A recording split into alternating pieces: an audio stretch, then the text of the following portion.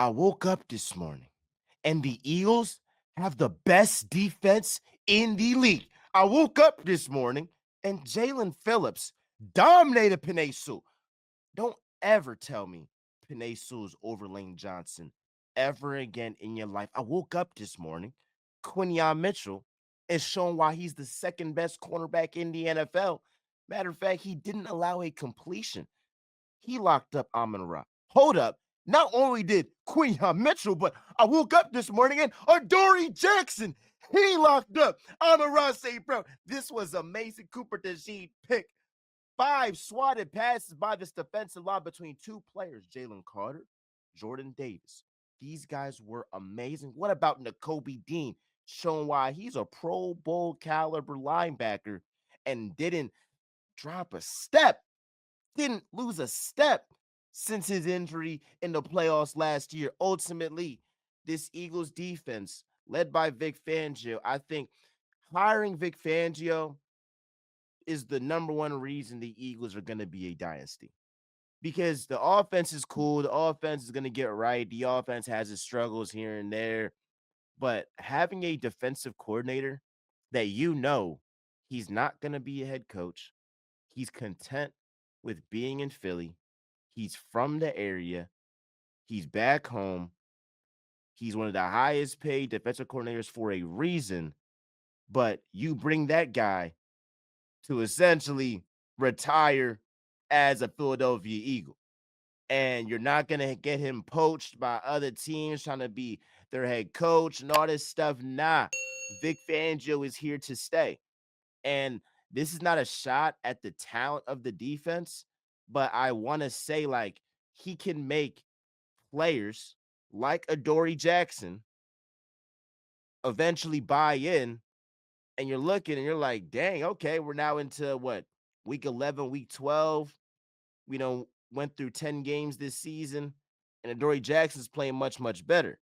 So, like Vic Fangio, he squeezes every ounce of talent that the defense has. He's going to get the most out of every single player on that defense. He got the most out of Jalen Hunt. And obviously, when Jalen Phillips was acquired at the trade deadline, that made Jalen Carter, Jordan Davis, Jalen Hunt. And for real, I want to talk about Jalen Hunt because I feel like the biggest benefactor from Jalen Phillips being traded to the Eagles was Jalen Hunt. Because in the beginning of the season, the way they were using Hunt, it was like it just wasn't sustainable. It wasn't sustainable because you had a small rotation of edge rushers, and you're asking Jalen Hunt, who he's never been in his career at this point, a guy every down, run downs, passing downs, versus now you can sub him in and out. Now he's more fresh. Now it could be a 3rd and long, and it wasn't like he was busting his ass on 1st and 2nd down. No, he's fresh and he's able to get to the quarterback. He was a menace out there, 3 quarterback hits. Jalen Hunt is showing how important depth is because if you have great depth, it allows all your other guys to be fresh, right? So you got Jordan Davis, you got I'll say Milton Williams, but Mora Jomo. Think about this, y'all. The Eagles let Milton Williams walk because they had Mora Jomo in the back. Now we love Milton, and he has been balling for the Patriots. But Mora Jomo, 7th round pick on a rookie deal, arguably is playing better than Milton Williams, who got $100 million contract from the Patriots. So the Eagles are so great and they've drafted so well that you can let certain guys, you can let a Josh Sweat go because you have Jalen Hunt. And then you also have compository picks. So then you can use your extra draft picks to trade for Jalen Phillips. You see, Howie Roseman is a wizard. He is a wizard. And this Eagles defense was phenomenal. Being able to hold the Lions to less than 75 rushing yards, to hold Jared Goff to a 37% completion percentage. to hold Jared Goff to a 9 QBR, a 60 passer rating. What do we tell y'all about Jared Goff? What do we tell y'all about who he is in the bright lights?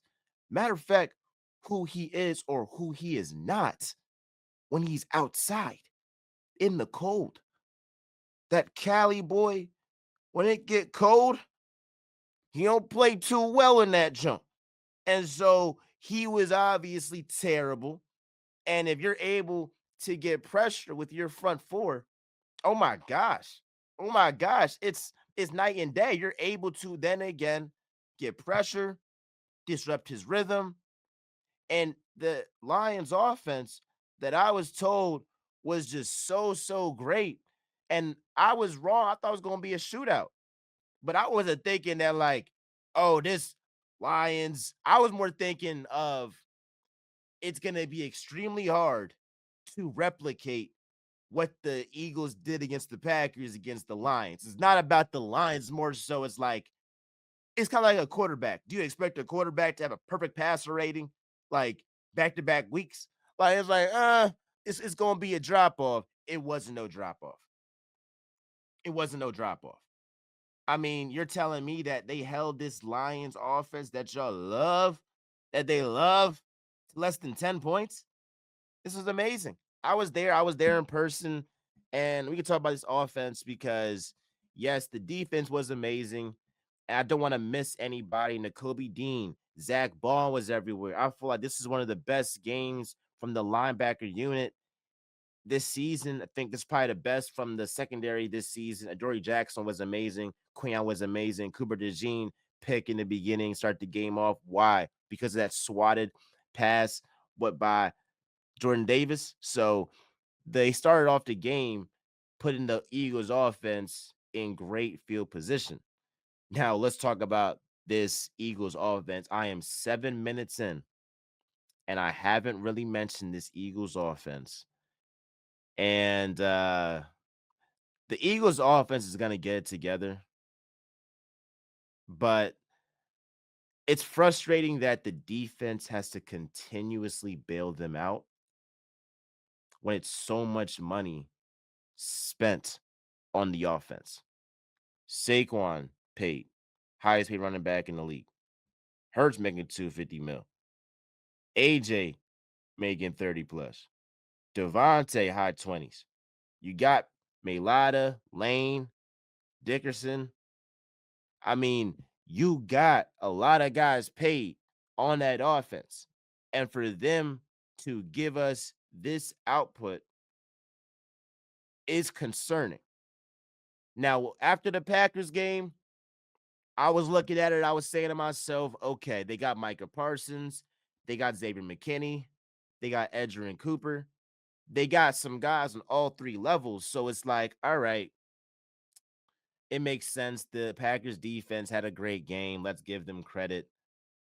But now I don't care how good the defense is. In back-to-back weeks, this Eagles offense has just been putrid. It's just been putrid. And the only way the Eagles can win a Super Bowl with Kevin Patullo calling plays is if Vic Fangio goes on a crazy run like he's doing right now and just shuts out the best offenses in the league. And I think he can do that against the Seahawks for sure, against the Buccaneers, against the Lions, against the Packers. The one team that I'm saying the Eagles offense has to click is against the Rams because Matthew Stafford is way more clutch and is a better playoff performer than Jared Goff. It's not even close. It's a reason why Sean McVay wanted Matthew Stafford. So we have to look at this and just evaluate it and say, like, this Eagles offense, I hope that they do better against better quarterback play. That's what it is. But again, if you're looking at the NFC as a whole, like, let me just like look at it. Like, it's only the Eagles and the Rams. It's only the Eagles and the Rams. So let's go to the standings right now. Yep, the Eagles are number 1 seed, Rams number 2, Bears number 3, Bucks number 4, 5 Seattle, 6 Green Bay, 7 49ers. So actually, if the season was to end today, the Lions aren't even in the playoffs. They're not even in the playoffs. That's crazy right there. So talk about the Eagles and the Rams. That's the one team that you can't be BSing. You can't be out here tweaking like that. So I think that it's imperative that this offense gets on the right page. And let's talk about the whole AJ Brown situation. Like in the third quarter, AJ, I don't know what's going on, bro, but that connection where it hurts, it seems forced. It seems forced on the field. Like, yeah, he got his receptions, but I just feel like he was being forced to get the ball. Like it wasn't naturally through the flow of the game like that. And AJ Brown, in terms of route running, this has not been a great year from him. And people talk about that deep shot that Hurts gave to AJ, and it was questionable effort on there. And AJ, when you go out here, demand the ball, and put pressure on yourself to make plays and to ultimately be that guy in that moment, be the guy that the Eagles go to, you have to deliver. And you got the targets. You got the targets. But the thing is, when you talk, every time the ball comes your way, it better be a crisp route, fair or not. If you talk, if you go on social media, if you're on Twitch, if you're on Twitter, if you're on Instagram, saying feed me, y'all not using me right, then fans are gonna look at you and the whole entire NFL community is gonna look at you and say, dog, did you run that route completely? No? So why are you complaining? And that's a valid criticism to say, dog, like you can't be complaining out here about targets and you're not running routes completely, or it looks like you're giving up on routes, or maybe he just didn't expect Hurts to throw that ball to him. But it's like you can't have moments like that because against the Broncos, I believe the same thing happened. Same thing happened. So it goes back to what I said before this game. I said, yo, the relationship on the field, you can say whatever you want off the field. I don't really look, I'm talking about on the field, that relationship don't look good. It looks off. Something's off. Hopefully they get back together. But when I see Devontae Smith get the ball, it don't seem forced. It don't seem forced. And he was barely involved in this game. I still don't see how you can have Devontae Smith. What do you have in this game? Like one catch? He had like one catch in this game, bro? Let me check this real quick. No way this guy had one catch, dog. No way he had one catch. Let me see. Devontae Smith, he had 5 targets, one catch. Now, Jalen Hurts, he was 14 for 28. He had a 63 passer rating, 34 QBR, and his yards per attempt was 4.8. I think it's scary for the league that the Eagles beat the Packers, the Eagles beat the Lions, and Jalen Hurts was pedestrian. Like in those two games combined, he probably had a C performance, and the Eagles still won. So when the Hurts just starts playing good, the Eagles are gonna blow these teams out. And I know in the playoffs, when the stakes are the highest, he's gonna deliver, he's gonna rise up, and he's gonna make things happen. But it should be very, very scary for the league that it doesn't matter what offense is playing the Eagles. The Eagles got locks. They have the best defense in the NFL. And once Jalen Hurts starts playing better, once Kevin Patullo starts calling better plays, And once this whole entire offense gets in sync, you have certain guys in and out on the offensive line. Lane Johnson, Cam Jurgens. We still haven't had consecutive games of this offensive line being healthy, whether it's Melada, Dickerson, Jurgens, Steen, Johnson, Lane Johnson. It hasn't been consecutive games they've played the full game, right? So they've been banged up all year, but you're looking for the offense to click, bro. And you're playing the Cowboys next week. You obviously want to show up there in a dome, in favorable conditions, right? You want to be able to show up and cook the Cowboys in that spot. We'll talk about them obviously like later in the week. But again, this Eagles defense was great. A couple notes I had: Nick Sirianni is 11-0 against the NFC North. If you're a Bears fan, the alliance could never be as strong as it is right now. And we appreciate y'all because y'all beat the Giants, you beat the Commanders, you beat the Cowboys. So what do we do? Beat the Vikings, beat the Packers, beat the Lions. And guess what? The Bears are first in the NFC North. It's actually going to hurt me when the Eagles play on Black Friday and we beat y'all because y'all the homie. It's like little bro out here like making plays, making moves, trying to help him out. But it's like, all right, we gotta still put you in your place. He still is little bro at the end of the day. But I feel like the alliance, the friendship, the camaraderie, Philly, Chicago, it's amazing. It is amazing. Jared Goff was terrible. I mean, look at this, right? Jared Goff was 1 for 11 for 27 yards in the fourth quarter, averaging 2.5 yards per attempt.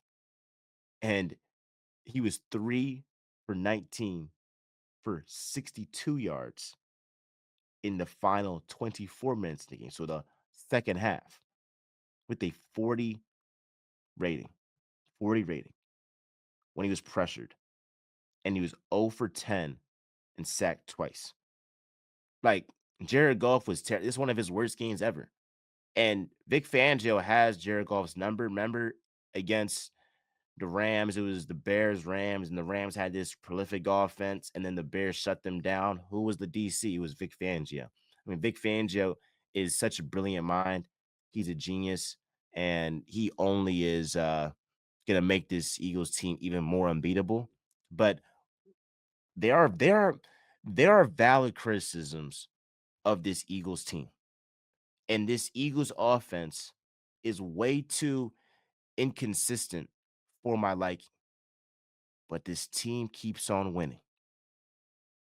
And the run that the Eagles are on, somebody says, I'll say it again, this is certainly the golden age. So we can be critical and we can talk about Patullo and how he's terrible. And let's be honest, if Shane Steichen was calling this offense, the Eagles would drop 50 points and be the best team of all time. And they would literally drop 50 points every game and be in consideration for the best team of all time if Shane Steichen was calling plays. I'm dead serious. So we'll be looking at that, but it goes back to Vic Fangio. It goes back to hitting these draft picks. You hit Quinyon Mitchell. You hit on Cooper DeJean. You hit on N'Kobe Dean. You hit on Jalen Carter, Jordan Davis, Jalix Hunt, Mora Jomo. Like so many guys, bruh. Reed Blankenship. I mean, he was undrafted. So I feel like this Eagles team consistently proves why they are champions. And there's nothing more you can really say about this team that's negative that I don't see how they couldn't be the best team in the league. How could you say the Rams and the Eagles beat the Rams? Seahawks? No. Colts? It's AFC. Talking about the NFC is a clear favorite. It should be the Eagles, bro. It should be the Eagles. Nobody has the record. Nobody has the strength of competition that the Eagles have this season. 8-2, beat the Chiefs, beat the Bucks, beat the Rams, beat the Packers, beat the Lions. I mean, this is a great run that they're on right now. I just want to, I don't want to miss anything right here. The Eagles were great on fourth and third down. So that was basically the game. You know, Dan Campbell was extremely aggressive. So being able to stop them on fourth down and third down was great. You saw several plays from Adoree Jackson on those third and fourth down. So shout out to him. I mean, he gets a lot of crap, but I would give him credit. He showed up. There was some drops early on in the game by the offense. Yeah, they got AJ Brown active early, but I don't know. I feel like they're still it's like forcing him in the offense. I don't really like it. Um Jordan Davis and PBUs. I mean, you talk about he's having a career year. Career year. Um Stopping the Lions run game. Brandon Graham getting active. I mean, Brandon Graham is showing Tom ain't nothing. Father Tom ain't nothing. Cause I'm still like that. And Brandon Graham was pushing the pocket. He was great in run defense, pressuring the quarterback. I mean, he was doing that against the Packers and against the Lions. OG still got game. I mean, what a legend Brandon Graham is. And I know it's got to just get the vibe so high for this Eagles team that you got somebody that in the high leverage moments in the prime of his career, he did it. He had a strip sack on Tom Brady. He helped the Eagles win their first Super Bowl. So he gives the other young guys confidence to know that I'm here with y'all. I'm in the trenches with y'all. Let's go out here and do this stuff. Not a coincidence that the Eagles defense has played their best ball after BG came to the team. They had their highest sack total of the year when they faced the Giants at that moment. And that was when BG came back. He wasn't playing, but he was in the locker room. He had the vibes, all that stuff. Hey, against the Packers, he came in and his whole presence. The Eagles had their best defensive performance. They followed that up again with the Lions. You could argue that is their best defensive performance. I think this is probably the best defensive performance of the year, given the fact that, all right, against the Packers had multiple injuries, like Tucker Kraft, Matthew Golden, Romeo Dobbs was out. I mean, they had Bo Melton out there. Like, so you could argue, and I get like, okay, you got now a much more complete offense in the Lions, and there was question marks if the Eagles could hold up. And of course they did. And being able to hold Jameer Gibbs, David Montgomery, Amon Ra St. Brown, Jameson Williams to 9 points, that's amazing. That is amazing. So I love y'all. I appreciate y'all. It is what y'all enjoy. Know I always keep it real. I'm in the crib and I'm going back to New York later on today. Love y'all. Peace.